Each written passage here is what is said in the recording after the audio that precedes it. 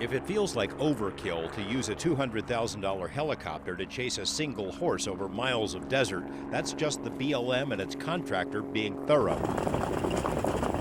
Over the past 10 years, they've had plenty of practice pursuing with unprecedented enthusiasm the removal of horses and burros from public lands. Copters locate wild horse bands and spook them into running toward a V-shaped trap, which means the horses gallop in terror over many miles of rough terrain. Typically, an aptly named Judas horse is released to enter the trap first, helping to convince its wild brethren that it's safe to follow. Once in the makeshift corral, there's no escape. The horses will fight and resist, but within minutes they're conquered. It's inevitable that horses are injured and killed during these roundups. Wild burros can be even more of a handful for the wranglers, who use whatever force is necessary to take them down. And once the animals are crammed into transport trailers, the terror begins anew. They kick and bite each other and scream. The operations are planned like military campaigns. Pretty much a 2-week to probably a 17, 18-day operation. Chris Hannafeld is the public information officer for the BLM's Ely district. From August through October, BLM will clear the horses off more than 1 million acres in eastern Nevada. BLM says the land is not fit for Mustangs. And there just isn't enough grass, and in particular, there just aren't enough water sources to maintain a healthy, viable herd on a year-round basis. According to their environmental assessment, the wild horses are destroying the ecosystem and they're overpopulated. And that is such a distortion of the truth that even if I didn't care for wild horses, I would be extremely upset at the misleading statements they're giving. And that benefits a lot of other wildlife. Wildlife ecologist Craig Downer knows a bit about BLM tactics. He worked for the Bureau for a brief time, assigned to evaluate water sources in the Great Basin.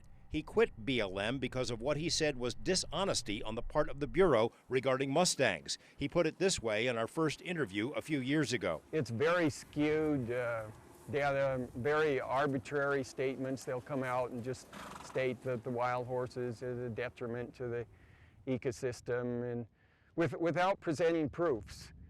And a lot of very shady, secretive dealings going on.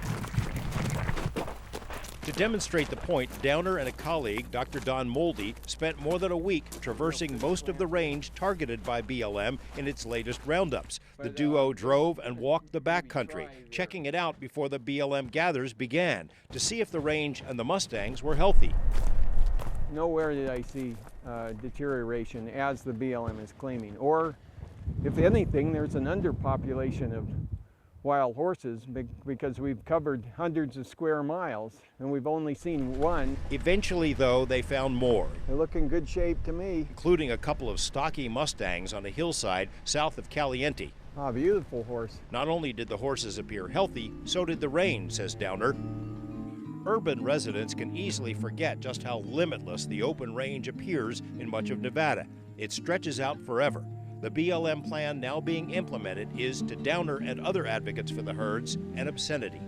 Totally eliminate all the horses, just zero them out. 11 herd areas that constitute almost 1.4 million acres. And at present, there's only a scarce 620 wild horses in those areas. Yet they have the audacity to say that they're overpopulated. That is such a farce. Essentially, Downer says, BLM has decided that one horse for every 2,200 acres out here is one horse too many. It's obviously just an excuse. But an excuse for what? Who benefits? Coming up, one of BLM's very first horse specialists speaks out about why the program has changed so drastically. They're under such huge pressure from all the different users. It's just whoever hollers the most.